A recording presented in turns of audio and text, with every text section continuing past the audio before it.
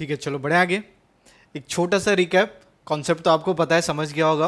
अब क्या किया था हमने, सिंगलटन, एक सिंगल एलिमेंट। फिर क्या देखा था हम लोग ने, नल सेट, कुछ भी एलिमेंट नहीं है। एक और चीज बता दो, अगर किसी टर्म में जीरो है तो आप क्या बोलोगे उसको, सिंगलटन बोलोगे कि नल नल सेट बोलोगे? सोचो, मतलब किसी एलिमेंट में, जैसे मैं यहाँ पे लिखता हूँ, एग्जाम्पल देता हूँ आपको। अगर मेरे को बताओ किधर ऐसा लिखा हुआ है,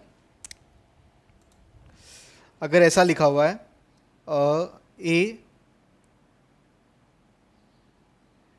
इज इक्वल टू, क्या बोलोगे इसको, सिंगल सेट बोलोगे या सिंगलटन सेट बोलोगे या नल सेट बोलोगे?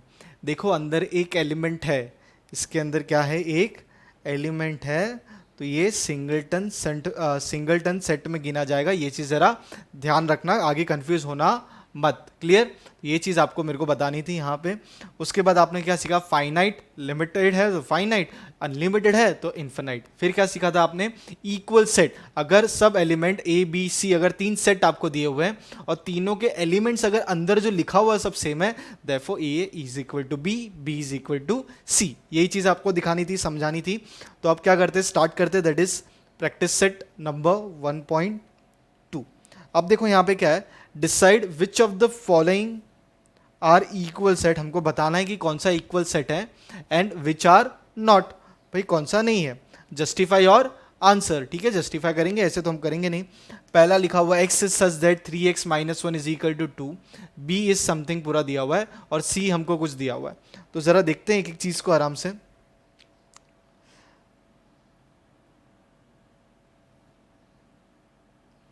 सबसे पहले practice set number 1.2, question number 1। अब यहाँ पे हमको कुछ इन्फॉर्मेशन दी गई है, हम लिख लेते हैं पहले, गिवन। आप भी इसी तरीके से सॉल्व करना सम, ठीक है। हमारा एम है आउट ऑफ लाना है मार्क्स के अंदर, जो भी आपका स्कूल एग्जाम्स कंडक्ट होंगे ना, उसके हिसाब से हमको पूरे के पूरे हर एग्जाम में आउट ऑफ लाना है। ये चीज़ ध्यान रखना मैथ्स के अंदर, ठीक है। अब गिवन, सबसे पहले हमको क्या दिया, तीन सेट दिए हुए। तो पहला सेट क्या है, A is equal to X is such that 3x minus one is equal to 2, ये हमको पहला सेट दिया हुआ है। फिर दूसरा बी सेट क्या दिया हुआ है, x is such that x is a natural number but x is neither prime और कंपोजिट नंबर, ठीक है। तो कंपोजिट नंबर क्या है मैं एक्सप्लेन करूंगा जब बी वाला सेट हम करेंगे तभी। अब सी सेट क्या दिया हुआ है,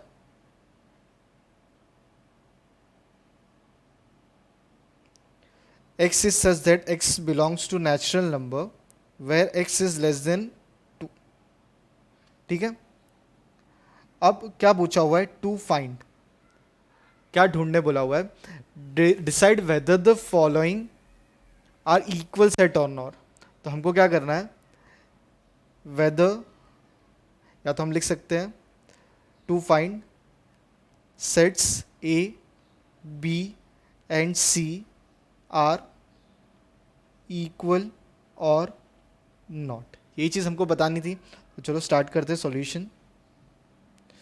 सबसे पहला सेट, एक एक चीज़ को एक एक बार लेते हैं। तो जब भी आपके क्वेश्चंस होंगे आप इस तरीके से लिख दोगे, गिवन टू फाइंड। अब हम क्या लिख रहे हैं, इसका सॉल्यूशन। अब सॉल्यूशन हम क्या लिखते हैं, चलो पहला सेट क्या है।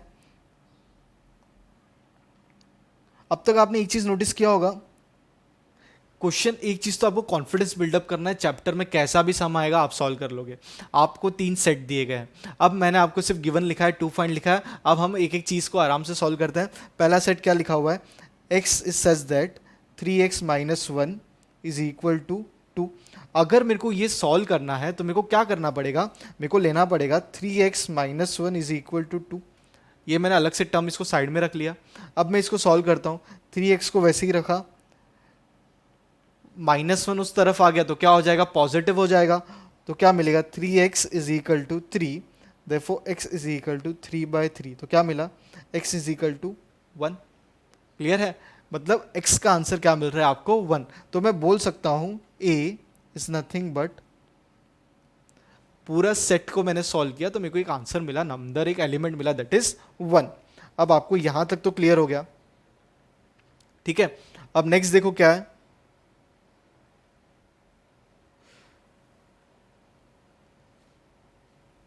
अब आगे देखो नेक्स्ट वाला, मैं बाजू बाजू में रखता हूँ आपके लिए ताकि आपको सॉल्यूशन इजी पड़े।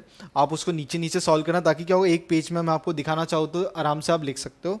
तो सेकंड अभी क्या दे दिया हुआ है यहाँ पे, b इज इक्वल टू, क्या था set, x is such that x is a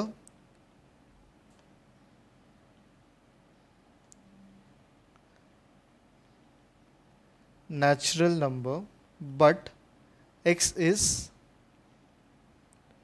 neither prime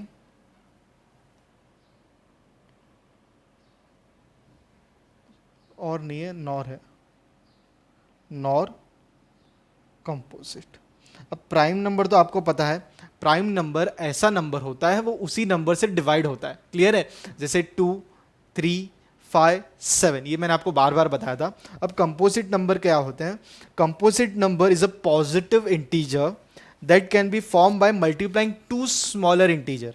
तो कैसे होंगे टू स्मॉलर इंटीजर, तो इंटीजर्स नंबर जो भी आप चीज, दो नंबर ले लो उसको आप मल्टीप्लाई कर लो, तो आप उसको क्या बोलोगे, कंपोजिट नंबर। ठीक है, यहां तक डेफिनेशन क्लियर चल रहा है, ठीक है। अब उसके बाद every positive integer is composite prime, मतलब हर नंबर कंपोजिट और प्राइम जरूरी नहीं है वो। देखो मैं आपको वापस से बता रहा हूं, आपको मैं लिखवा भी देता हूं ये वाला कंपोजिट का definition.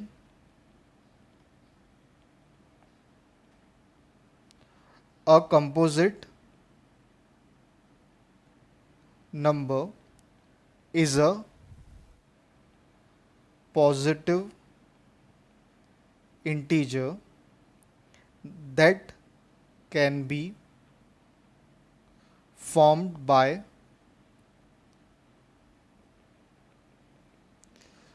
multiplying two smaller positive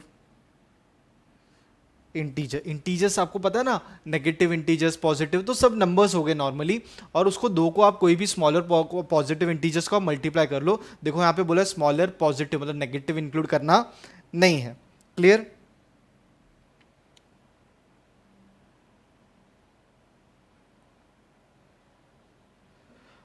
सिर्फ ये सिंपल सा इतना आपको ध्यान रखना, composite number is a positive integer that can be form by multiply two smaller positive integers. लेकिन इसके अंदर आपको अगर आगे अगर आपको देखना है तो आगे क्या इसका मीनिंग और निकलता है, जरा ध्यान से समझना, मैं अभी यहाँ पे क्या बात कर रहा हूँ, कंफ्यूज थोड़ा भी नहीं होना है। Equivalently it is a positive integer, मतलब ये तो मैंने आपको बताया क्या होना चाहिए, पॉजिटिव होना चाहिए, क्लियर है कि नहीं है। That has at least one divisor other than one and itself, मतलब वो और रिड्यूस होना चाहिए किससे, और कोई नंबर से। जैसे अगर मैं एक एग्जांपल लेता हूँ यहाँ पे आपके लिए 14, तो इसका डिवीजन क्या हो गया, 14 वन जा 14, पर 14 is not a prime number, वो 7 टू जा भी जाता है, तो 7 इंटू 2 इंटू 1, मतलब उसका डिवीजन फैक्टर्स 1 के अलावा और भी कुछ होना चाहिए। तो यहाँ पे देखो और में डिवाइड हुआ ना 2 में, तो इसके लिए इसको यहाँ पे क्या बोला गया, यहाँ पे कंपोजिट नंबर बोला गया। तो ऐसा नंबर वो कंपोजिट भी नहीं है और प्राइम भी नहीं है, तो ऐसा नंबर कौन सा होगा पता है, only 1। 1 is neither prime nor composite. जैसे हम बोलते हैं ना 2 is a even prime number, और वो सिंगल है, वैसा और कोई वैसे डिजिट आपको मिलेंगे नहीं। तो 1 एक इकलौता नंबर है, वो किसी और से डिवाइड होगा ही नहीं, क्लियर है कि नहीं है। तो उसको आप क्या बोलने वाले, 1 1 जा वही है ना, 1 1 जा 1, तो इसको प्राइम भी नहीं बोलोगे, और इसको क्या बोलोगे आप यहाँ पे, नॉर कंपोजिट। तो वैसा नंबर आपके पास सिर्फ एक ही है, तो आपका आंसर क्या बनेगा, B set is equal to 1। तो ये वाला आंसर भी क्या हो गया आपका। अब देखो सी सेट क्या था,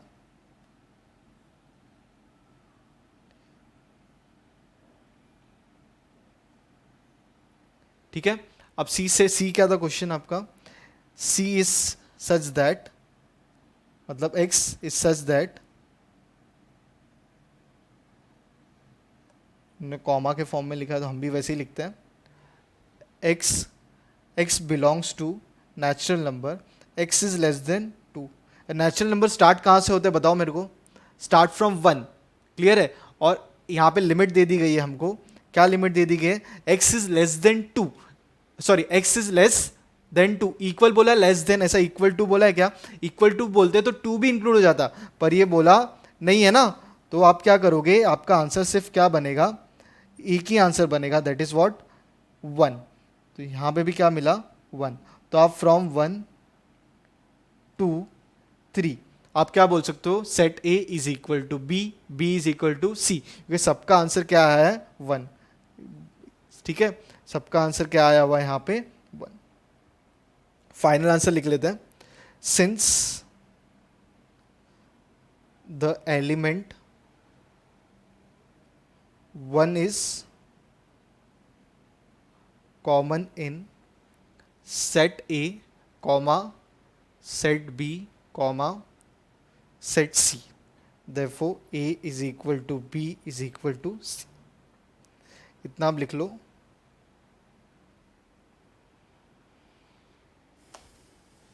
है सिंपल है कि नहीं?